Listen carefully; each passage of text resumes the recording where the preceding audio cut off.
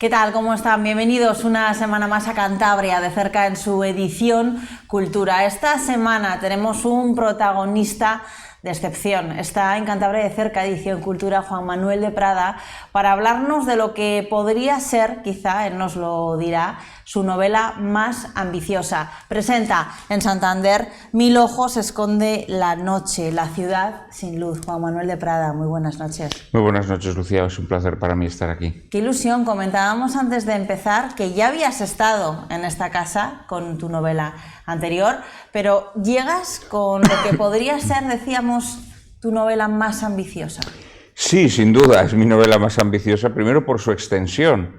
Hay que decirle a nuestros espectadores que esta es la primera entrega de mi novela. Mil ojos esconde la noche consta de 2 entregas, cada una de 800 páginas, en total es una novela de 1600 páginas, pero no solo por la extensión, sino también por el entusiasmo, el apasionamiento con el que está escrita. Es una novela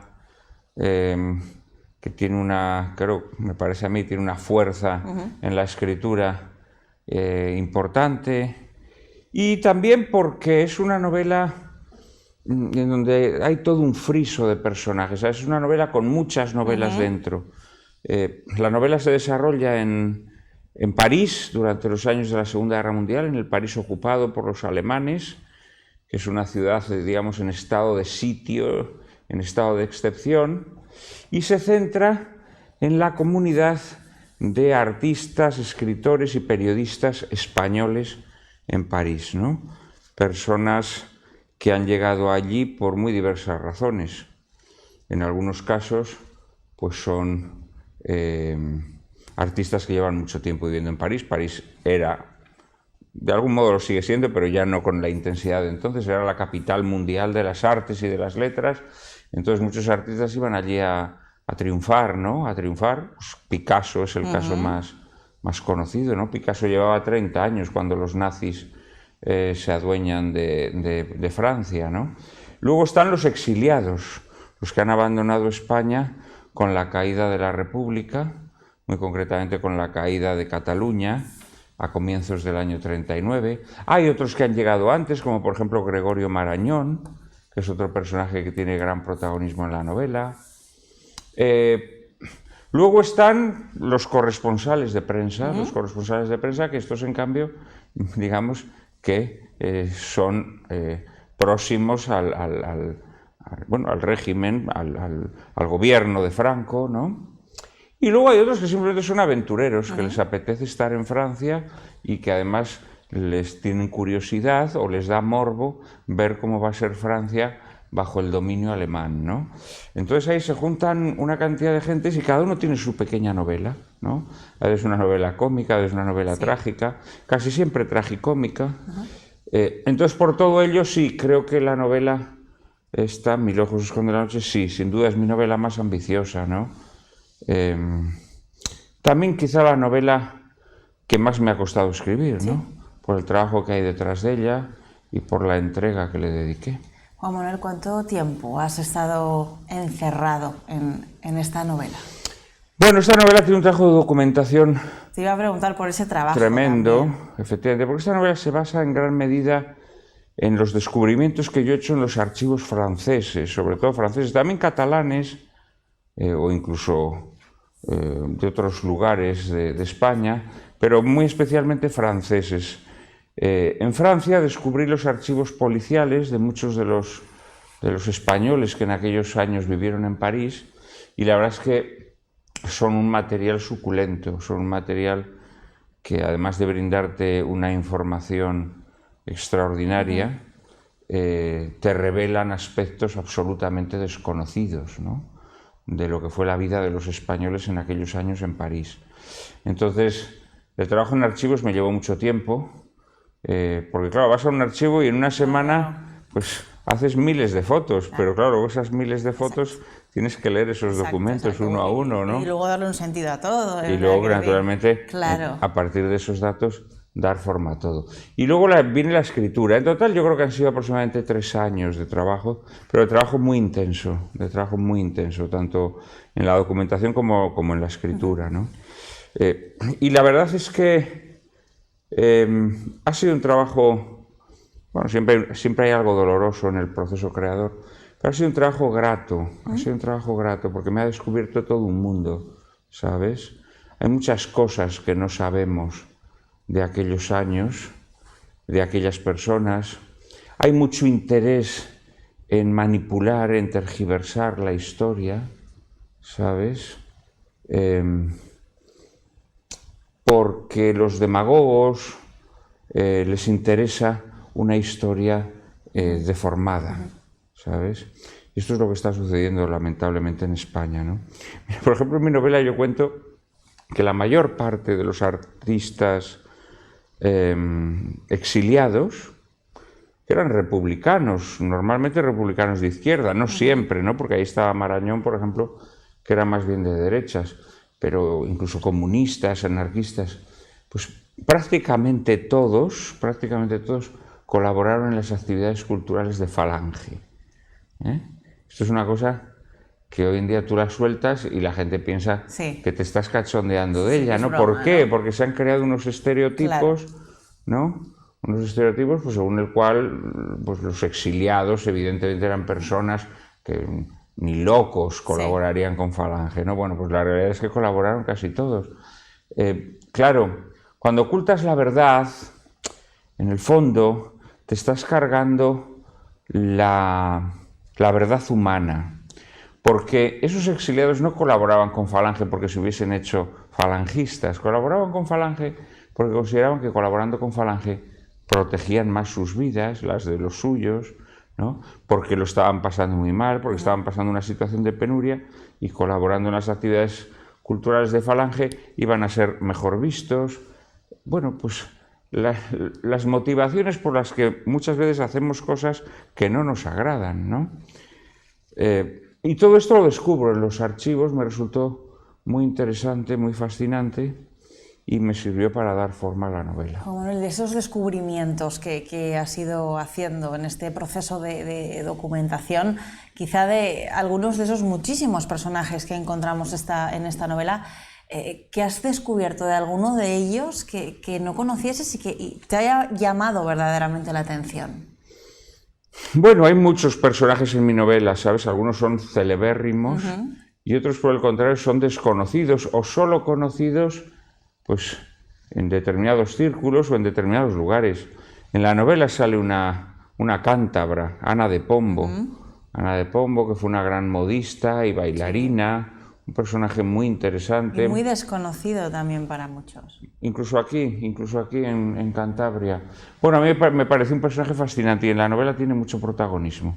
De hecho, es la mujer de la que se enamora el protagonista, ¿no? Aunque tienen una relación tensa y a veces áspera, pero va a ser la mujer que logre un cambio en su vida, una catarsis vital que lo va a convertir en un hombre nuevo, ¿no? Pero, mira, las mayores sorpresas me las he llevado indudablemente en los personajes más consagrados. Pienso, por ejemplo, en Picasso. ¿Por ejemplo? Picasso, ¿no? Pues Picasso era un hombre humanamente deplorable, la verdad. Era un hombre de un egoísmo monstruoso, era un hombre que en su relación con las mujeres era un verdadero déspota, por no decir cosas peores, el maltrato al que las sometía, las vejaciones, el desprecio, las burlas que constantemente estaban maquinando contra ellas. A él le gustaba mucho embiscar a sus amantes. Él normalmente tenía varias amantes a la vez y disfrutaba viéndolas pelearse, ¿no? Las citaba a veces en el mismo sitio para que entre ellas se pelearan, ¿no?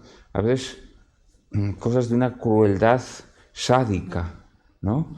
Por ejemplo, les hacía el mismo regalo, por ejemplo, el mismo vestido, y las hacía ir al mismo sitio, ¿sabes? Para que ellas se dieran cuenta de que les había hecho el mismo regalo y por lo tanto que las despreciaba a ambas, ¿no? Verdaderamente un personaje de un sadismo monstruoso, ¿no?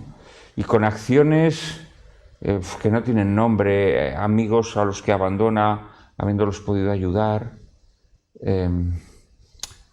Bueno, humanamente me parece un personaje deplorable, pero es que luego hay una cantidad de falsificaciones en torno a su vida. Por ejemplo, a Picasso se le vende como un icono de la izquierda, ¿no? La realidad es que en los años de la dominación alemana, Picasso no tenía ninguna adscripción política, no participó en ningún tipo de actividad política clandestina. No solo eso, sino que fue protegido por los alemanes, ¿sabes? Porque Arno Breker, el escultor áulico de Hitler, que era un hombre que conocía muy bien la vida artística parisina, había vivido en Montparnasse durante muchos años en su juventud, y entonces le dice a Hitler, le dice, mire Führer, hay dos artistas a los que no nos conviene molestar, que son Jean Cocteau y Pablo Picasso, porque son universalmente conocidos y si en algún momento los molestásemos, inmediatamente la prensa enemiga lo iba a utilizar para su propaganda, ¿no? Para presentar a Alemania como un país represor de la libertad creativa, etcétera, etcétera. Entonces Picasso durante los 4 años de dominación alemana no sufrió ningún tipo de molestia, en ningún momento la policía lo interrogó, en ningún momento, por supuesto, no fue detenido jamás, pero es que se le permitió trabajar con libertad absoluta, a pesar de que él era el sumo pontífice del arte degenerado, digámoslo así, lo que los alemanes llamaban arte degenerado. Sin embargo, jamás se le molestó, se le permitió trabajar libremente, ¿no? Esto me llamó muchísimo la atención. Pablo Picasso luego, por cierto, cuando acaba la guerra, inmediatamente se afilia al Partido Comunista, ¿sabes? Ya cuando él ya ve claro ya lo tiene claro. Que los comunistas van a mandar mucho, ¿no? No solo en la órbita soviética, sino en todo el mundo. Y otro ejemplo que me ha llamado la atención, en otro sentido, otro personaje del que he descubierto cosas que no me esperaba, es Gregorio Marañón. Gregorio Marañón, sus estudiosos siempre lo presentan como un representante de la Tercera España. Y esto es falso, la verdad es que es falso. Marañón, que fue un intelectual muy mimado y encumbrado por la Segunda República, cuando se va de España en el año 37 se va porque se da cuenta en lo que se ha convertido la Segunda República, porque está viendo los crímenes que se están cometiendo en Madrid, porque siente miedo por su propia vida. Y cuando se instala en Francia, inmediatamente él empieza a mostrar signos de que quiere adherirse a los sublevados, ¿no? De que quiere sumarse, digamos, a la España franquista, ¿no?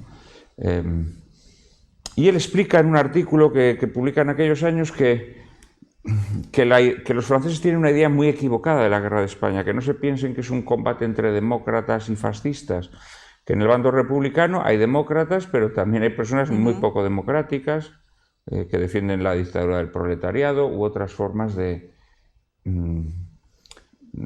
poder no democrático, ¿no?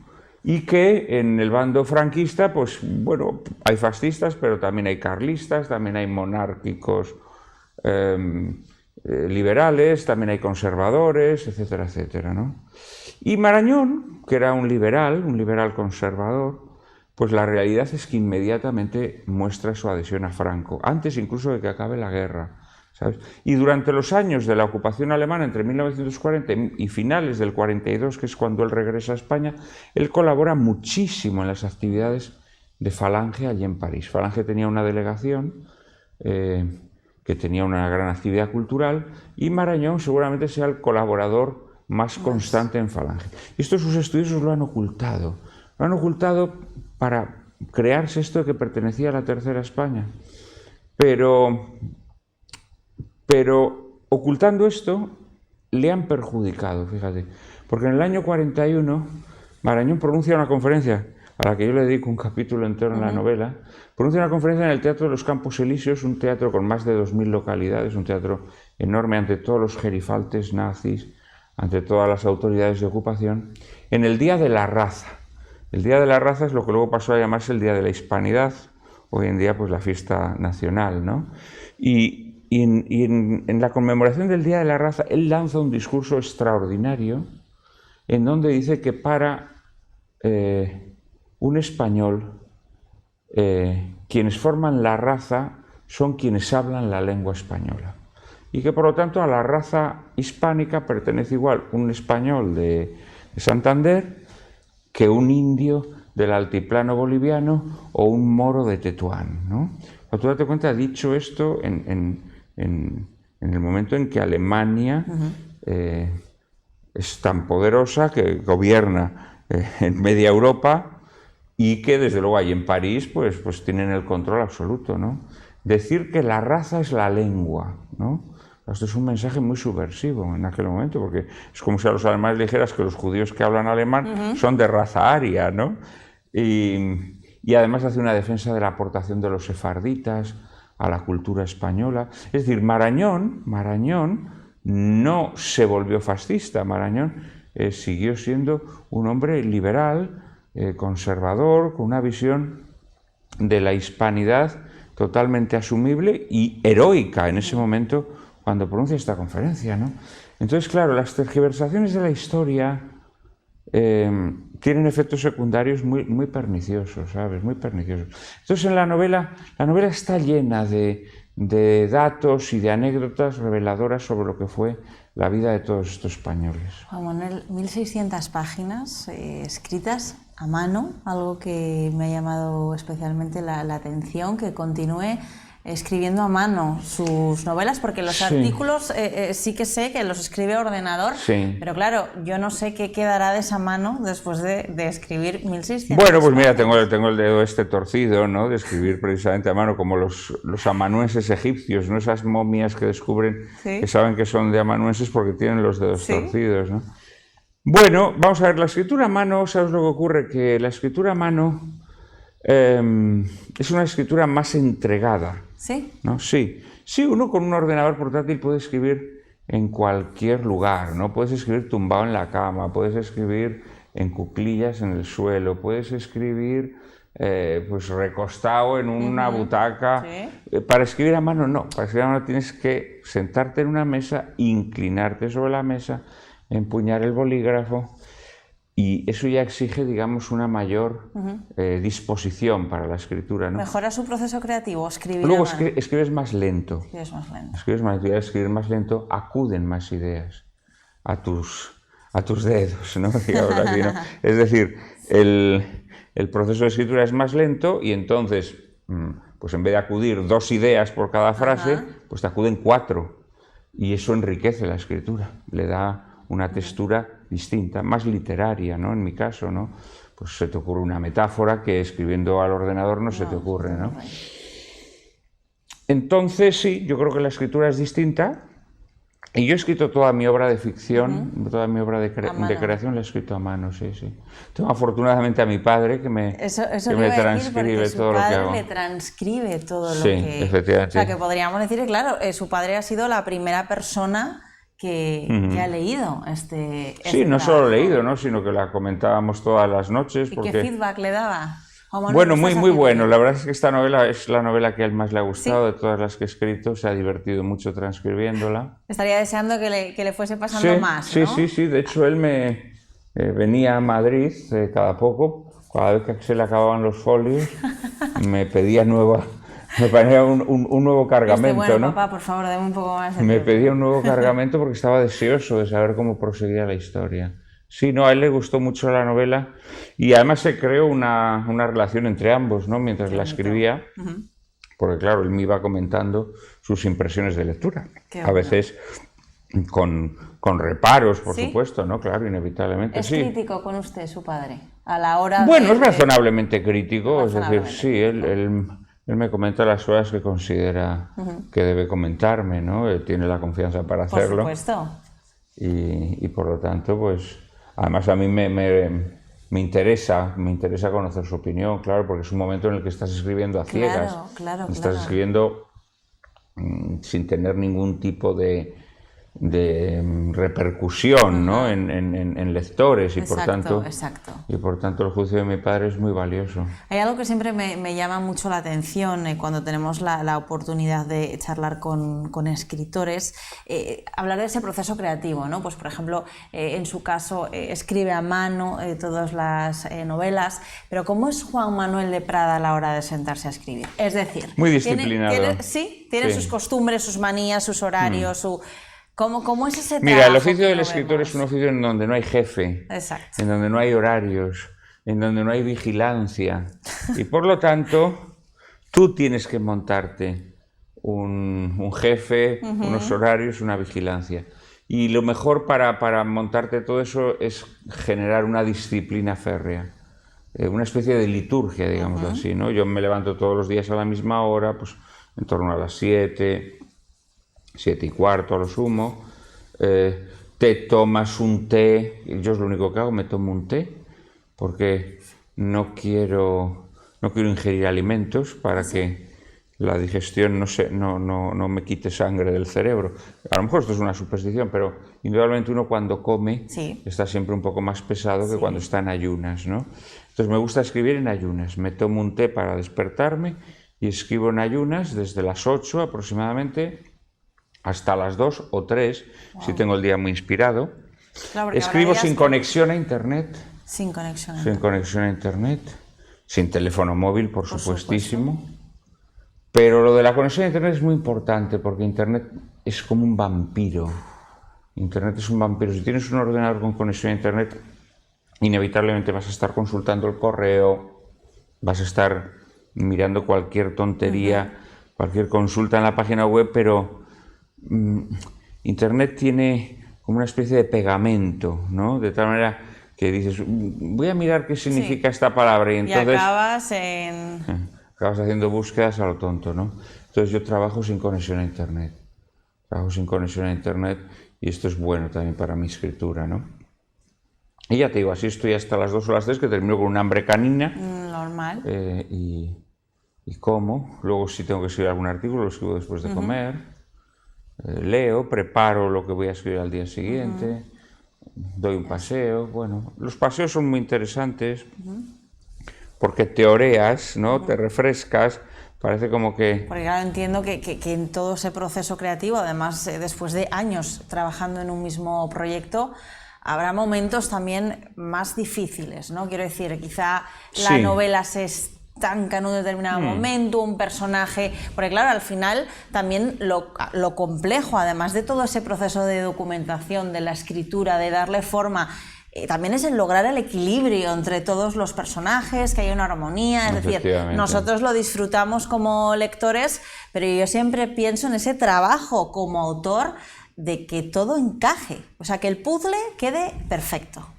Sí, efectivamente, se plantean muchas dificultades en la escritura y hay momentos en los que uno lo pasa mal, incluso que te atrancas, ¿no? Que no avanzas, claro. Pero creo que la mejor manera de combatir este problema, sin duda alguna, es nuevamente la disciplina, ¿sabes? Es decir, si consigues encuadernar tu vida y someterla a unos hábitos establecidos, es también más difícil que ocurran estas crisis.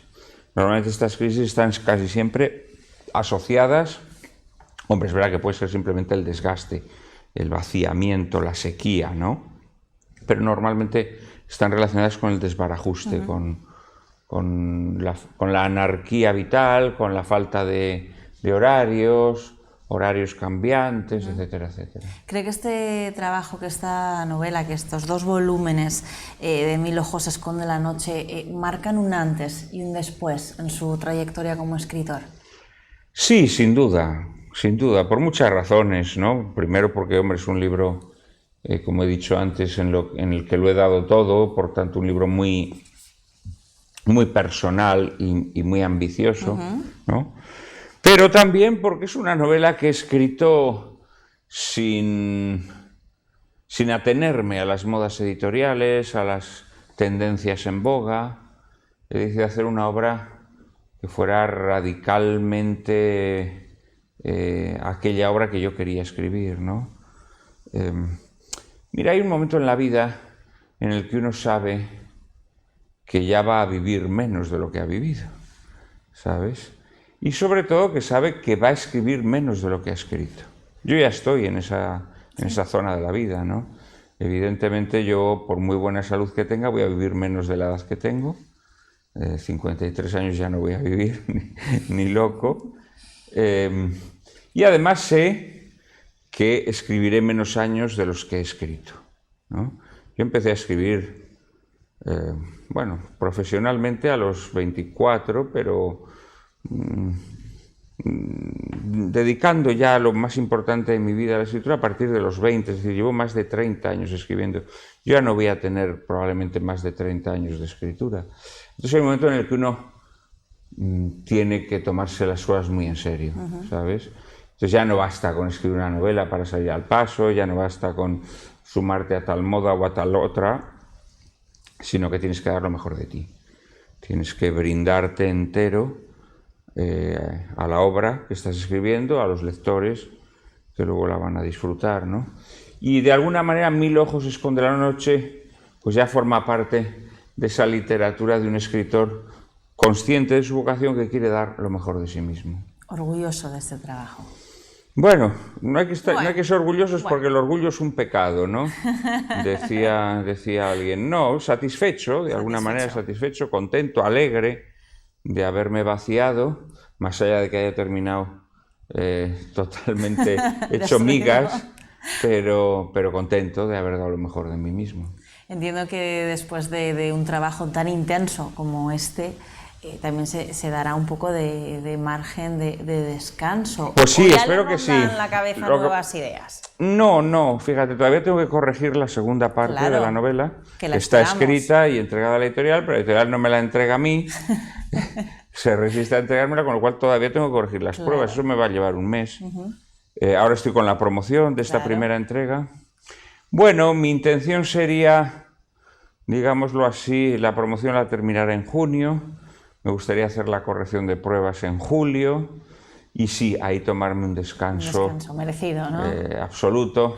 En Castilla, a las tierras, para hacerlas productivas, las tierras de Castilla pues son pobres, ¿no? No hay lluvia y en general son tierras pobres. Para hacerlas productivas se las deja en barbecho, se las deja durante un año sin sembrar, ¿no? Para que la tierra coja sales, etcétera, etcétera, ¿no? Y sí, yo ahora necesito un pequeño barbecho, que es el momento en el que uno concibe una nueva obra, encuentra otra vez la inspiración, etcétera, etcétera. Juan Manuel de Prada, ha sido un verdadero placer que haya vuelto a Popular Televisión con esta maravilla de novela, con Mil ojos esconde la noche, y de verdad que solo le podemos dar la enhorabuena, y que aunque usted considere que está en un momento, que es consciente, que sabe que le quedan menos años escribiendo, le pedimos que no lo deje y que siga haciéndolo. Yo espero morir con las botas puestas. Muchísimas gracias y enhorabuena. Muchísimas gracias a vosotros. A todos ustedes, gracias también por habernos acompañado. Les esperamos la próxima semana en un nuevo programa de Cantabria de Cerca, Edición Cultura.